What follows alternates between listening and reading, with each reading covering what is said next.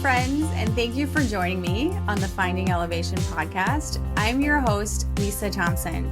I'm a mountaineer. I've coached hundreds of aspiring mountain athletes to reach their goals.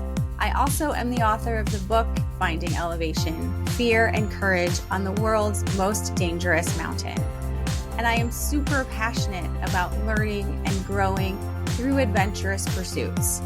That's why this podcast is dedicated to encouraging, uplifting, inspiring, and educating people like yourself who aspire to elevate their lives through the outdoors. So let's get into it. Hi, everyone, and welcome to the Finding Elevation podcast. I'm Lisa Thompson, and today we're talking about a topic that to me is every bit as critical as your training plan or your layering system or understanding how to stay hydrated when you're in the mountains, and that is decision making. Just to me as important to think about before you get to the mountains as anything else that goes into your preparation. You know, you will train your heart and your lungs and your legs to be ready for a climb. You've probably fine-tuned your gear list and gone through that 50 times. But what about your mind? What about this most critical tool that also is a big factor in how things go for you in the mountains? And, you know, what happens when you're hour 16 of a summit push and it's cold and dark and you're hypoxic and you have to decide whether it makes sense to keep going or turn around?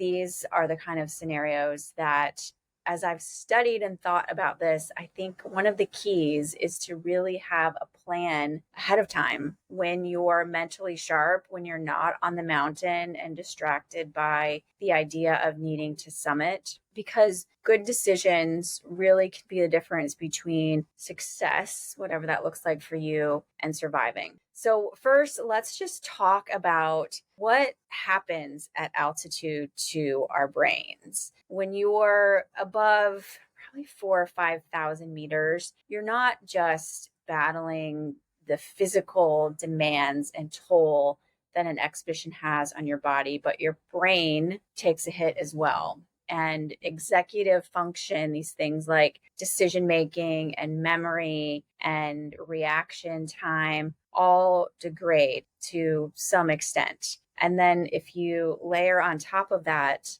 sleep deprivation, nutritional stress, the stress of being in a foreign country, being cold, you are now operating under a pretty serious cognitive tax. And I don't think I fully realized this until I was climbing Aconcagua and got near the top. I remember going through Traverse and just wanting so badly to change my gloves. It was like the desire was in my brain somewhere, but it wasn't strong enough to translate to actually taking that activity. And that was one of the first times that I realized how important being strong mentally is to all of us. So to combat this, I've since created a framework ahead of time for addressing common issues. I think this is a really strong approach to giving ourselves a break from having to make tough decisions when we're under stress. And this framework, what it does is shift the decision making to a time and a situation off the mountain when you're more mentally capable of thinking logically about things. And of course, you can't do this for every single scenario that you might encounter on the mountain, but for common things like cold hands or hunger,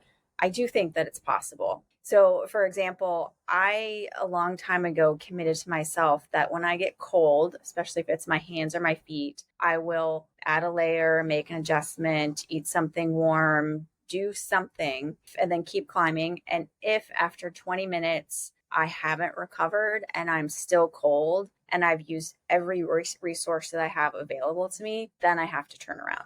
And that's a commitment and a decision that I've made way in advance of being on the mountain. I employed that the first time on Mount Rainier, probably 10 years ago, and turned around because my hands were cold. I had no other way to get them warm. And it was, still dark out and going to be hours before the sun hit me. And it didn't make sense to continue. I've done the same thing for nutrition, especially on big climbs. where I've committed to eat 300 calories every time we take a break. And on, less technical, straightforward climbs, that's super easy. You just have a bar or two or, some nuts and dried fruit. But on a big mountain, on a summit push, this can be really hard. Not only do you not have the motivation to eat, but just the logistics of eating, especially if you're wearing an oxygen mask, are very difficult. And so I will fill my pockets. Each pocket gets 300 calories, some combination of things, and I commit to eating everything in every pocket. In the beginning, I tried to go through one pocket at a time, and that was too much to think about. So I just commit that I got to empty all those pockets by the end of the day, and I'll calculate sort of how long I think the summit push is going to be, make sure I have enough pockets or baggies or whatever to accommodate that. And I have to eat all that food. And I really think that, especially when it comes to calories, has made a huge difference in how I've felt on the mountain. I think it's important to think about the things that we think could happen logistically that we're going to have to make decisions about. But there also, I think, are some pretty common traps that we can potentially fall into up there. And let's start by talking about probably the most famous one, and that is this idea of summit fever. This occurs, of course, when climbers become so fixated on reaching the summit at all costs that they disregard crucial information that is sometimes right in front of them. Things like deteriorating weather or the safety of the route or physical well-being. Time is another thing that people will overlook. And what has happened is this psychological drive to achieve the summit completely overshadows rational decision making, and it pushes us to take risks that we normally wouldn't even consider taking. I think that summit fever is more complex because there's often a lot in that equation for people. People are maybe finishing a big project or they've tried to summit that peak before. But I think that it can be countered again by shifting the decision making to a time and a situation when you have all of your faculties on board and you're able to set a strict turnaround time. And this idea should be a team consideration. So you're, as a group, deciding that we are going to turn around at 2 p.m., regardless of where we are on the mountain. We're all agreeing that deciding to turn around is going to keep us safe. And as a team, that's how we're going to behave. I think that helps you stay smart and helps you balance your goals with staying safe. I also think what's important is that one person on the team act as the leader and sort of the arbiter of that decision so that there's not more conversation when you get, 10 minutes to your turnaround time and someone wants to negotiate going an hour longer. There should be one person who has the support of the team to be the ultimate decision maker. I have read, I'm sure many of you have as well, read countless mountaineering books and studied accidents. And it really seems to me, when we break it down, like very often a lack of leadership and communication can be the culprits of success and what ignite sometimes tragedies on the mountain. I think that another key strategy that if we're not keeping track of it, can become a trap for us is not being honest about our situation and how we communicate that situation. So we all have the responsibility to self-monitor where we're at mentally and physically and to communicate that honestly to the rest of our team. And honesty is really like extra double underline that part of this, because we very often don't want to admit when things aren't going well. And regularly checking in with yourself to assess how you're doing physically and mentally, and then communicating that is what makes us good teammates. I also am a fan of doing a pre-climb check-in with the whole team at the start of the day so that we start out on the same page. And we know if you didn't sleep well, or if you're feeling mentally drained because of a fight with a partner, or you're nervous about how you're going to perform on that particular day, if there's a certain part of the climb or the route that really worries you. I think it's key as a team to get those things all out on the table at the start of the day so that you're starting with this idea of open communication. And I really can't stress how important that is. and also how challenging it is, because as climbers, we don't want to show any sign of weakness because we don't want to be perceived as the weakest link. Another story comes to mind also from Aconcagua. So after summiting, one member of my team developed cerebral edema and collapsed. And we were, at above 22,000 feet. We were just heading down the Canaleta from the summit.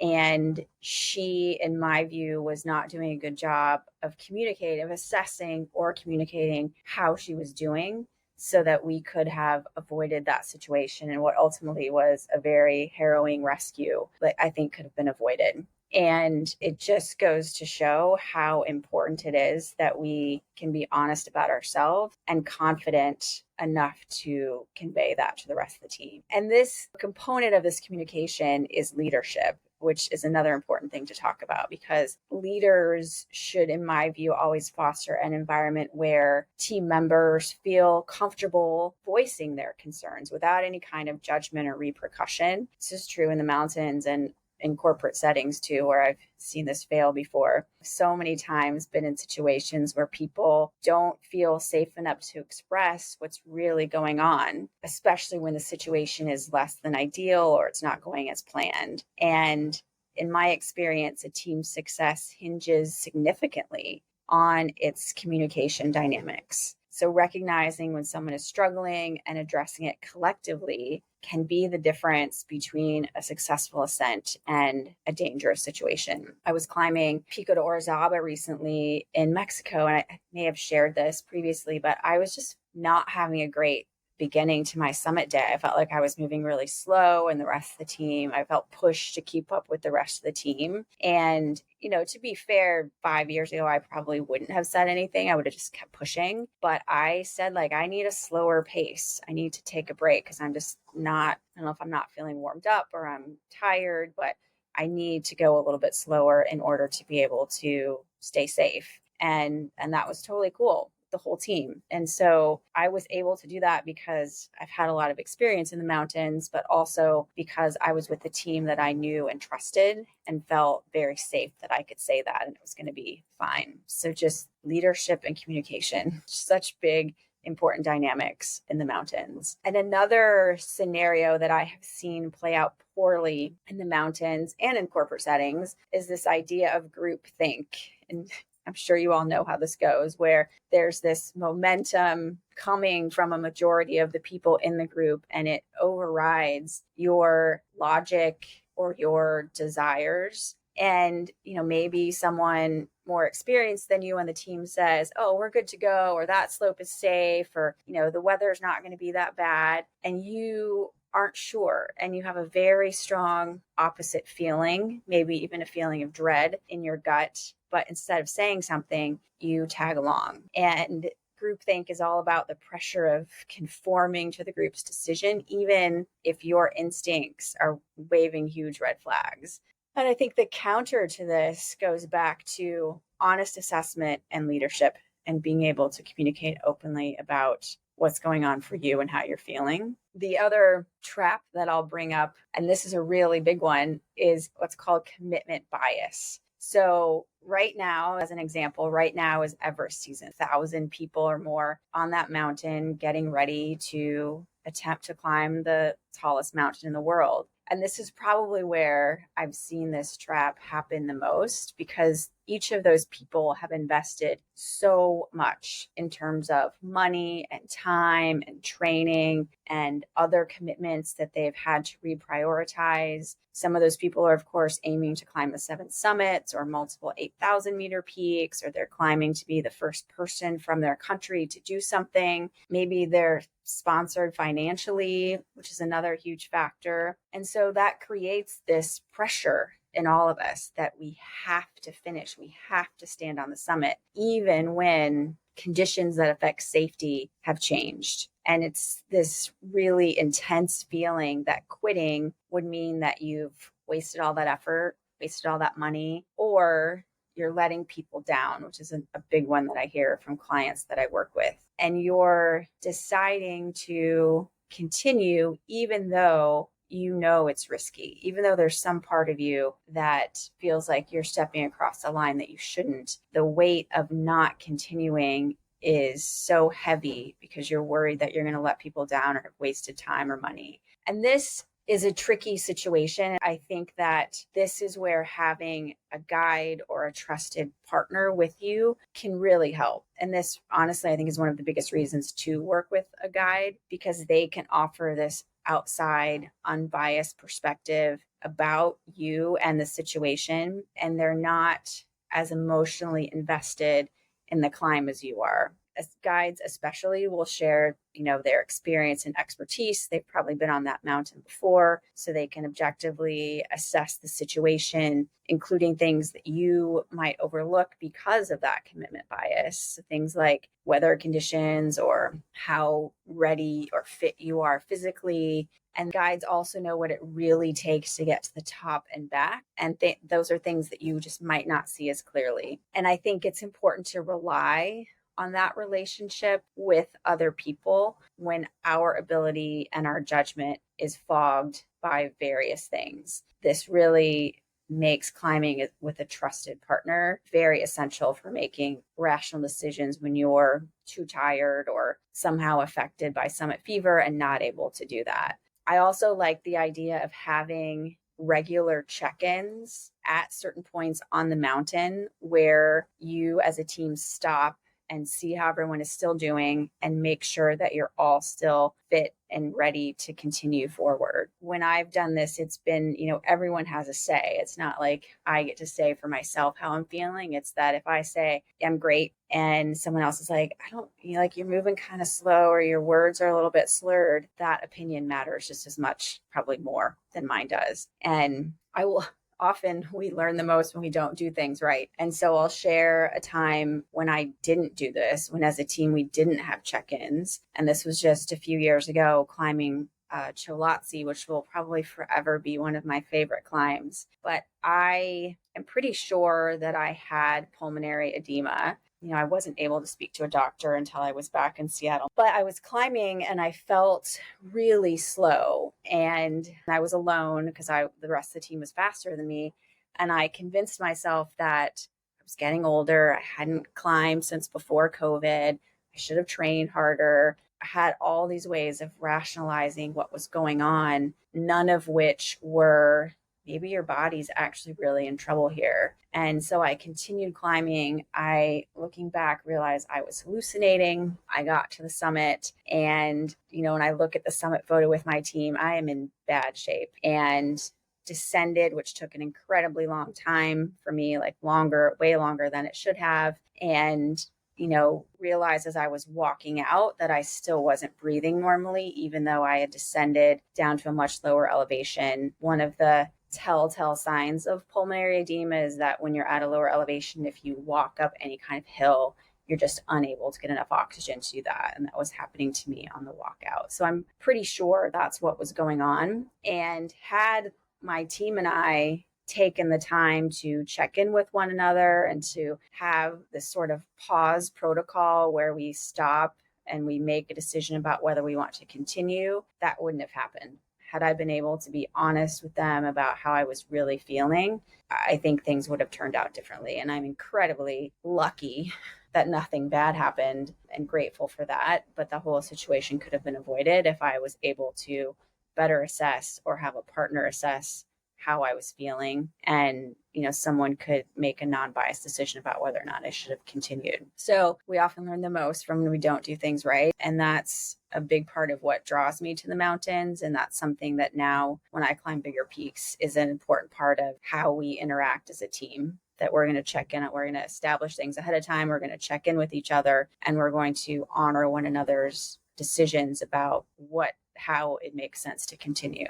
Those are some anecdotes and some personal stories, but I think there's ways that we can also train or prepare around this. So just to recap, things like having a turnaround time are important, doing these team check-ins, having someone there who you trust that can make a decision for you that's devoid of emotion or less attached to whether or not you make it to the summit is really important.